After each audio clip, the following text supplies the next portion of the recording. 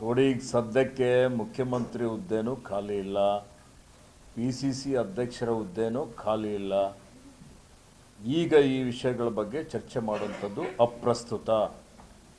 ಕಾಂಗ್ರೆಸ್ ಪಕ್ಷದ ಹೈಕಮಾಂಡ್, ನಮ್ಮೆಲ್ಲರ ನಾಯಕರಾದಂಥ ಭಾರತೀಯ ರಾಷ್ಟ್ರೀಯ ಕಾಂಗ್ರೆಸ್ನ ಅಧ್ಯಕ್ಷರಾದ ಮಾನ್ಯ ಮಲ್ಲಿಕಾರ್ಜುನ್ ಖರ್ಗೆಜಿಯವರು ನಮ್ಮೆಲ್ಲರಿಗೆ ಒಂದು ಸೂಚನೆಯನ್ನು ಕೊಟ್ಟಿದ್ದಾರೆ.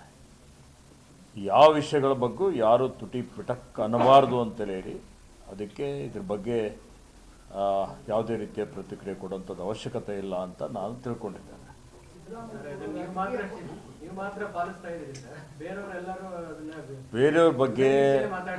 ಬೇರೆಯವ್ರ ಬಗ್ಗೆ ನಾನು ಹೇಳೋದಿಲ್ಲ. ಇವತ್ತು ಅವರವರಿಗೆ ಬಿಟ್ಟಂಥದ್ದು, ಅವರವರ ವೈಯಕ್ತಿಕ ಅಭಿಪ್ರಾಯಗಳು.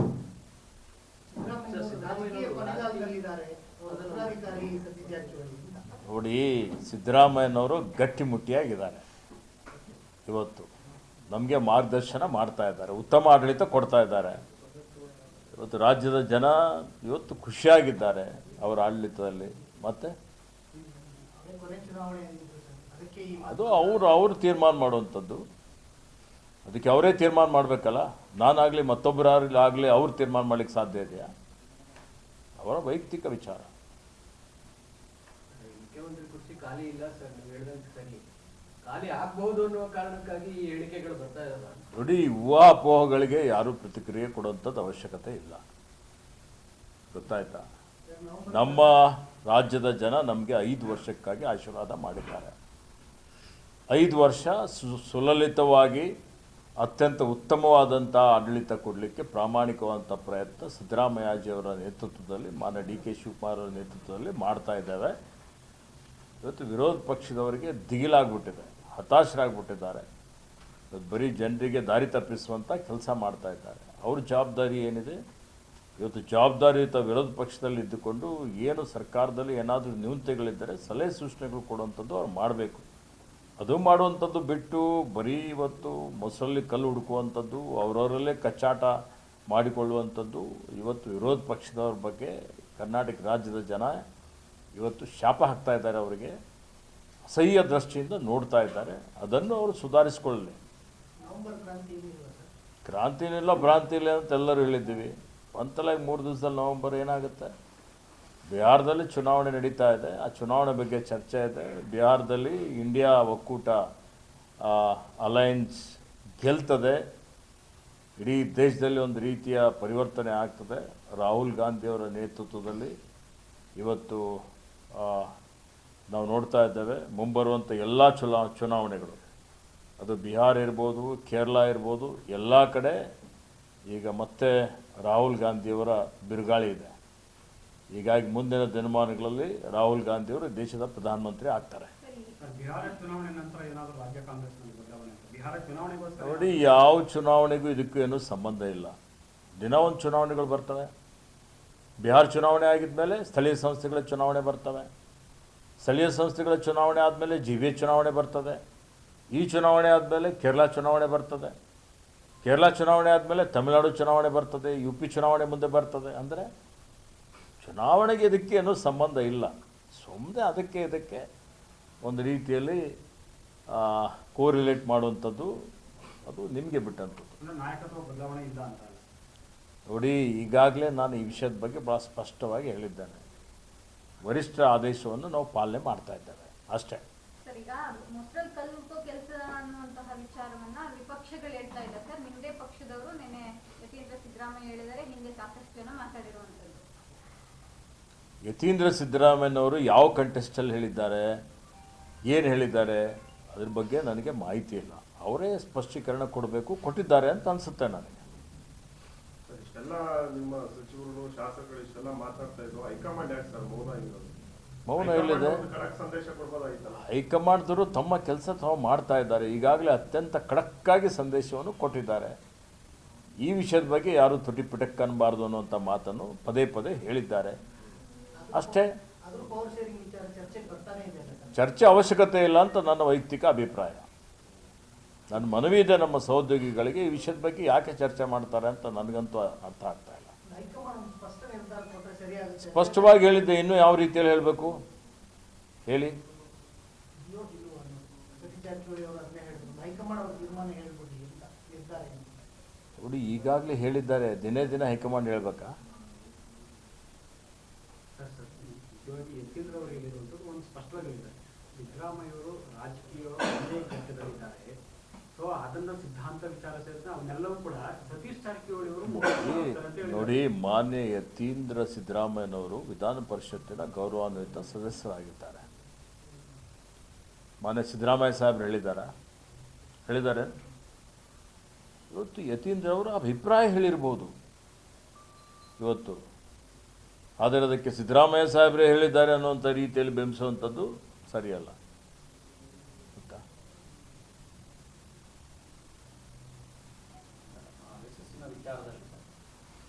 ಸರ್, ಆಮೇಲೆ ಸರ್ ಇನ್ನೊಂದು, ಈಗ ಪ್ರಮುಖವಾಗಿ ಅಂಥ ಸಂದರ್ಭ ಏನಾದರೂ ಬಂದ್ರೆ ಲಿಂಗಾಯತ ಸಮುದಾಯನೂ ಕೂಡ ಒಬ್ಬರಿಗೆ ಅವಕಾಶ ಮಾಡಿಕೊಡ್ಬೇಕು ಅನ್ನೋ ಒಂದು ವಿಚಾರಣೆ ಏನಾದರೂ ಇದೆಯಾ? ನೋಡಿ, ರಾಜ್ಯ ನಾಯಕತ್ವ ಯಾವುದೇ ಜಾತಿ ಮತ ಪಂಥದ ಆಧಾರದ ಮೇಲೆ ನಿರ್ಧಾರ ಆಗೋದಿಲ್ಲ.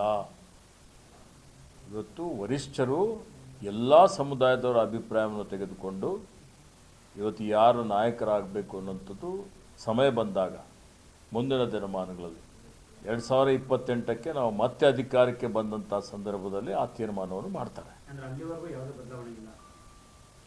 ನೋಡಿ, ಈಗ ನಾನು ಈಗಾಗಲೇ ಹೇಳಿದ್ದೇನೆ, ಇವತ್ತು ಇದು ಅಪ್ರಸ್ತುತ ಅಂತೇಳಿ ಹೇಳಿ ಮತ್ತೆ ನೀವು ಅದೇ ಕೇಳ್ತೀರಿ. ಈಗ ನಿಮ್ಮಲ್ಲಿ ನವೆಂಬರ್ ಕ್ರಾಂತಿ ಆಗ್ಬೋದು ಅಂತ ವಿಪಕ್ಷಗಳು ನೀವೇ ನೋಡ್ತಾ ಇದ್ದೀರಿ. ವಿಪಕ್ಷಗಳು ಕೂಡ ಪ್ಲಾನ್ ಮಾಡ್ಕೊಂಡು ಕೂತಿದ್ದಾರೆ, ನಮ್ದೊಂದು ಗೇಮ್ ಆಡ್ಬೋದು ಈ ಟೈಮಲ್ಲಿ. ಜಾತಕ ಪಕ್ಷಿಯಂತೆ ಕಾಯ್ತಾ ಇದ್ದಾರೆ, ಏನಾದರೂ ಗೊಂದಲಗಳಾಗ್ಬೋದು, ತಿರುಕನ ಕನಸು ಕಾಣ್ತಾರೆ. ಈಗ ಭ್ರಮ ನಿರಸನಗೊಂಡಿದ್ದಾರೆ. ಕೇಂದ್ರದಲ್ಲೂ ಅವರು ದುರ್ಬಲ ಆಗ್ತಾ ಇದ್ದಾರೆ. ಈ ಮತ್ತೆ ಮುಂದೆ ರಾಜ್ಯದಲ್ಲೂ ನಾವು ಉತ್ತಮವಾದಂಥ ಆಡಳಿತ ಕೊಡ್ತಾ ಇದ್ದ ಕಾರಣ ಅವ್ರಿಗೆ ಯಾವುದೇ ರೀತಿಯ ಭರವಸೆ ಉಳಿದಿಲ್ಲ.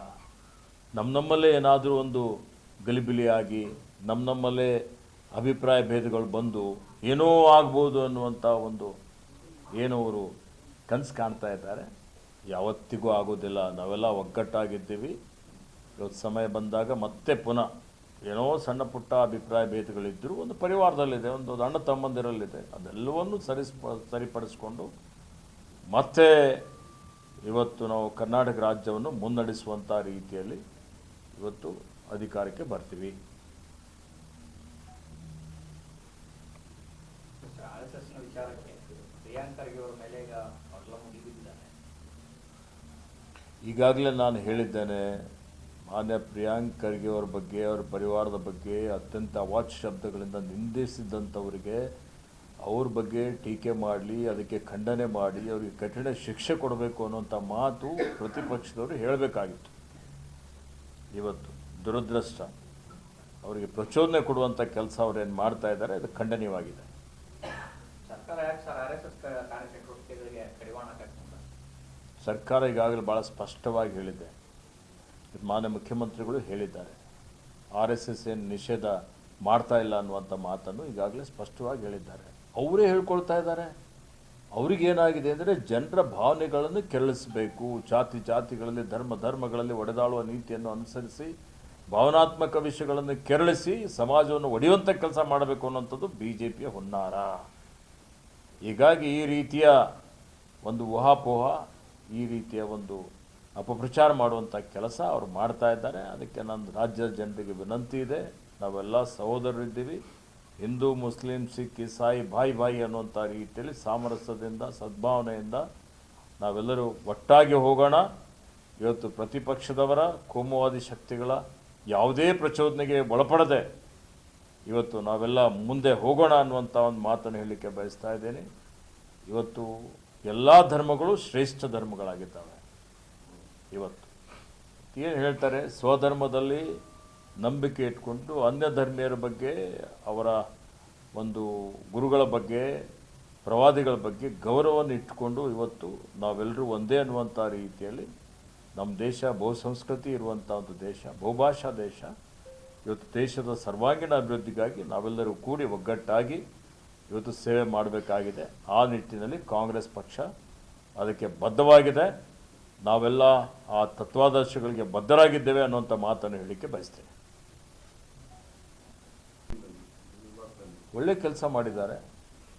ಇವತ್ತು ನಾವು ಪದೇ ಅದೇ ಹೇಳ್ತಾ ಇದ್ದೇವೆ, ಎಲ್ಲರೂ ಒಗ್ಗಟ್ಟಿನಲ್ಲಿ ಶಕ್ತಿ ಇದೆ. ನಾವು ಒಗ್ಗೂಡಿ ಇವತ್ತು ಸಮಾಜವನ್ನು ಸಂಘಟನೆ ಮಾಡುವಂಥದ್ರ ಮುಖಾಂತರ ಇತರ ಸಮುದಾಯದವ್ರನ್ನೂ ಜೊತೆಯಲ್ಲಿ ತೆಗೆದುಕೊಂಡು ಹೋಗುವಂಥ ಶಕ್ತಿ ಇದೆ. ಈ ರಾಜ್ಯಕ್ಕೆ ಒಳ್ಳೆಯದಾಗ್ತದೆ, ರಾಷ್ಟ್ರಕ್ಕೆ ಒಳ್ಳೆಯದಾಗ್ತದೆ ಅನ್ನುವಂಥ ಮಾತನ್ನು ನಾವು ಪದೇ ಪದೇ ಹೇಳ್ತಾ ಇದ್ದೇವೆ. ಎಲ್ಲರನ್ನೂ ಒಗ್ಗೂಡಿಸುವಂಥ ಕೆಲಸ ಯಾರೇ ಮಾಡಿದರೂ ಅದನ್ನು ಸ್ವಾಗತ ಮಾಡುತ್ತೇನೆ. ಸ್ವಾಮೀಜಿಗಳ ಹಂತದಲ್ಲಿ ಹೇಳ್ತಾ ಇದ್ರು, ರಾಜಕಾರಣಿಗಳ ಹಂತದಲ್ಲಿ ಒಬ್ಬೊಬ್ಬರದ್ದು ಒಂದೊಂದು ಅಭಿಪ್ರಾಯಗಳಿದೆಯಲ್ಲ ಸರ್. ಯಾವ ಅಭಿಪ್ರಾಯನೂ ಎಲ್ಲ ಅಭಿಪ್ರಾಯ ಒಂದೇ ಇದೆ, ಅದರಲ್ಲಿ ಏನು ಭಿನ್ನವಾದಂಥ ಅಭಿಪ್ರಾಯಗಳಿಲ್ಲ. ಸಣ್ಣ ಪುಟ್ಟ ವಿಚಾರಗಳಿದ್ದಾವೆ. ಕೆಲವರು ಮಾತ್ರ ಇವತ್ತು ಏನು ಕೆಲವೊಂದು ಸಂಸ್ಥೆಗಳು, ಕೆಲವೊಂದು ಮಹಾಪುರುಷರು ನಮ್ಮ ವೈಯಕ್ತಿಕ ಸ್ವತ್ತು ಅನ್ನುವಂಥ ರೀತಿಯಲ್ಲಿ ಏನು ಅವರು ನಡವಳಿಕೆ ಮಾಡ್ತಾ ಇದ್ದಾರೆ, ಅದು ಸರಿಯಲ್ಲ. ಇವತ್ತು ರಾಷ್ಟ್ರೀಯ ನಾಯಕರುಗಳು, ಮಹಾಪುರುಷರು ಇವತ್ತು ಯಾವುದೇ ಒಂದು ಜಾತಿ ಮತ ಪಂಥಕ್ಕೆ, ಯಾವುದೇ ಒಂದು ವ್ಯಕ್ತಿಗೆ, ಯಾವುದೇ ಒಂದು ಸಂಘಟನೆಗೆ ಸೀಮಿತರಾಗಿರೋದಿಲ್ಲ. ಅವರೆಲ್ಲ ವಿಶ್ವ ಬೆಳಕು, ವಿಶ್ವಕ್ಕೆ ಒಂದು ಬೆಳಕು ಕೊಡುವಂಥವರು. ಇವತ್ತು ಅದಕ್ಕೆ ಅವರ ಬಗ್ಗೆ ಇವತ್ತು ಉದಾರ ದೃಷ್ಟಿಕೋನ, ವಿಶಾಲ ದೃಷ್ಟಿಕೋನ ಇಟ್ಕೊಂಡು ಆ ತತ್ವಗಳನ್ನು ಪ್ರತಿಪಾದನೆ ಮಾಡುವಂಥ ಕೆಲಸ ಇವತ್ತು ನಾವೆಲ್ಲರೂ ಮಾಡಬೇಕಾಗಿದೆ. ಜಾಲಿವುಡ್ ಸ್ಟುಡಿಯೋ ಕ್ಲೋಸ್ ಮಾಡಬೇಕು ಅಂತೇಳಿ ಕಂಪ್ಲೇಂಟ್ ಕೊಟ್ಟಿದ್ದಾರೆ ಆರ್.ಟಿ.ಐ ಆಕ್ಟಿವಿಸ್ಟ್. ಮಾನವೀಯ ನಿಯಂತ್ರಣ ಮಂಡಳಿ ಆದೇಶ. ಜಾಲಿವುಡ್ ಸ್ಟುಡಿಯೋ ಕ್ಲೋಸೇ ಇದೆ. ಸ್ಟುಡಿಯೋ ಈಗಲೂ ಇವತ್ತು ಕ್ಲೋಜರ್ ಆರ್ಡರ್ ಕೊಟ್ಟಿದ್ದಾರೆ, ಕ್ಲೋಸೇ ಇದೆ. ಕೆಲವೊಂದು ವೈಯಕ್ತಿಕವಾಗಿ ಕಾನೂನುಬದ್ಧವಾಗಿ ಜಿಲ್ಲಾಡಳಿತ ಮಟ್ಟದಲ್ಲಿ ಏನು ಇವತ್ತಲ್ಲಿ ಕಾರ್ಯಕ್ರಮಗಳು ನಡೀತಾ ಇದ್ದಾವೆ, ಅದಕ್ಕೆ ಯಾವುದೇ ರೀತಿಯ ಕ್ರಮಬದ್ಧವಾಗಿ ನಡೆದರೆ ಯಾರೂ ಹಸ್ತಕ್ಷೇಪ ಮಾಡುವಂಥ ಅವಶ್ಯಕತೆ ಇರೋದಿಲ್ಲ. ಈಗಲೂ ಅರ್ಜಿ ಹಾಕಿಲ್ಲ ಸರ್. ಅದ್ರ ಬಗ್ಗೆ ನನಗೆ ಮಾಹಿತಿ ಇಲ್ಲ. ಮೊನ್ನೆ ಆನೆ ನಾನು ನಾಳೆ ಡೆಲ್ಲಿಗೆ ಹೋಗ್ತಾ ಇದ್ದೇನೆ. ಡೆಲ್ಲಿಯಲ್ಲಿ ನಮ್ಮ ಇಲಾಖೆಯ ಕೆಲವೊಂದು ಪ್ರಕರಣಗಳು ಸರ್ವೋಚ್ಚ ನ್ಯಾಯಾಲಯದಲ್ಲಿದ್ದಾವೆ. HMT ವಿಷಯ ಮತ್ತೆ ಈ ತಿಂಗಳೊಳಗಾಗಿ ಬರೋದಿದೆ. HMT ವಿಷಯದ ಬಗ್ಗೆ ನಮ್ಮ ಹಿರಿಯ ವಕೀಲರ ಜೊತೆಯಲ್ಲಿ ನಾನು ಸಮಾಲೋಚನೆ ಮಾಡುವನಿದ್ದೇನೆ. ಅದರ ಜೊತೆಯಲ್ಲಿ ಅರಣ್ಯ ಇಲಾಖೆದು ಫಾರೆಸ್ಟ್ ಡೆವಲಪ್ಮೆಂಟ್ ಫೀ ಬಗ್ಗೆನೂ ಒಂದು ಸರ್ವೋಚ್ಚ ನ್ಯಾಯಾಲಯದಲ್ಲಿ ಸುಮಾರು ವರ್ಷಗಳಿಂದ ಆ ಪ್ರಕರಣ ಬಾಕಿ ಇದೆ. ಆ ಪ್ರಕರಣ ನಮ್ಮ ಇಲಾಖೆ ಪರವಾಗಿ ಆಗಿದ್ದರೆ ನಮಗೆ ಅರಣ್ಯ ಇಲಾಖೆಗೆ ಹೆಚ್ಚಿನ ಒಂದು ಅನುದಾನ ಲಭ್ಯ ಆಗ್ತದೆ. ಆ ದೃಷ್ಟಿಯಿಂದಲೂ ಇವತ್ತು ನಾನು ಹಿರಿಯ ನಮ್ಮ ವಕೀಲರ ಜೊತೆಯಲ್ಲಿ ಸಮಾಲೋಚನೆ ಮಾಡುವನಿದ್ದೇನೆ. ಹಾಗೆಯೇ ಕೇಂದ್ರದ ಅರಣ್ಯ ಮತ್ತು ಹವಾಮಾನ ಬದಲಾವಣೆ ಸಚಿವರ ಜೊತೆಯಲ್ಲಿ ಕೆಲವೊಂದು ವಿಷಯಗಳ ಬಗ್ಗೆ ಅವರಿಗೆ ಸಂದರ್ಶನ ಮಾಡಬೇಕು ಅಂತ ಕೇಳಿದ್ದೆ. ಅವರು ವೆಸ್ಟ್ ಬೆಂಗಾಲ್ಗೆ ಹೋಗಿದ್ದಾರೆ.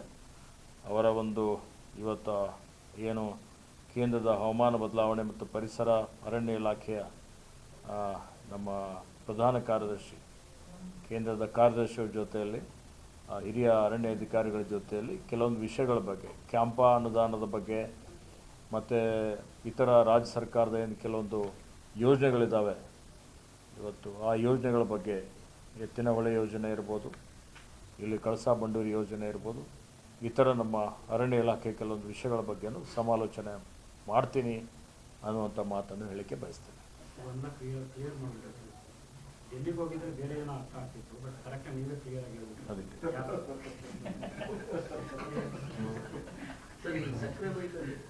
ಸಾಗರ್ ಖಂಡ್ರಿಗೆ ಒಂದು ಕ್ವಾರ್ಟರ್ ಸಿಕ್ಕಿದೆ. ಅಲ್ಲಿ ನಾಳೆ ಪೂಜೆ ಇದೆ ಬೆಳಿಗ್ಗೆ 10 ಗಂಟೆಗೆ. ಒಂದು ಕಾರ್ಯಕ್ರಮ ಅದ್ರ ಜೊತೆಯಲ್ಲಿ ಇದು ಸೇರಿಸ್ಬಿಟ್ಟಿದೆ. ಹೈಕಮಾಂಡ್ ಅವ್ರನ್ನ ಭೇಟಿ ಮಾಡ್ತೀರಾ? ಕ್ಲಿಯರ್ ಆಗ್ತಿತ್ತು. ಭೇಟಿ ಮಾಡ್ತೇನೆ. ಕಟಸಿ ಕಾಲ್, ಸೌಜನ್ಯದ ಭೇಟಿ ಇದ್ದೇ ಇರ್ತದೆ.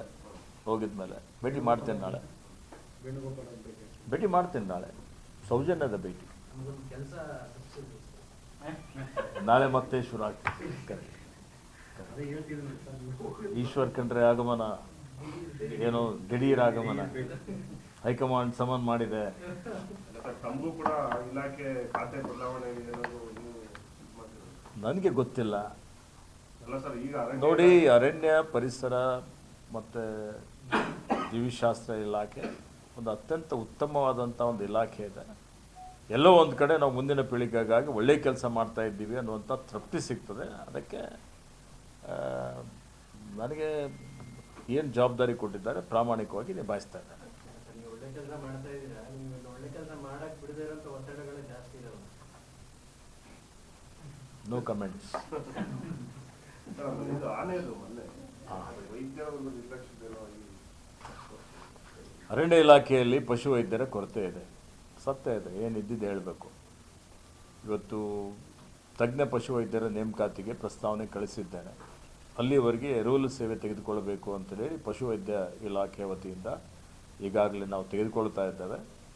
ಇವತ್ತೇನು ಶಿವಮೊಗ್ಗದಲ್ಲಿ ಸಕ್ಕರೆಬೈಲ್ ನಮ್ಮ ಅಲ್ಲಿ ಆವರಣದಲ್ಲಿ ಏನು ಕೆಲವೊಂದು ಆನೆಗಳು ಇವತ್ತು ಅನಾರೋಗ್ಯದಿಂದ ಬಳಲ್ತಾ ಇದ್ದಾವೆ, ನರಳ್ತಾ ಇದ್ದಾವೆ, ಅತ್ಯಂತ ದುಃಖದ ಸಂಗತಿಯಾಗಿದೆ.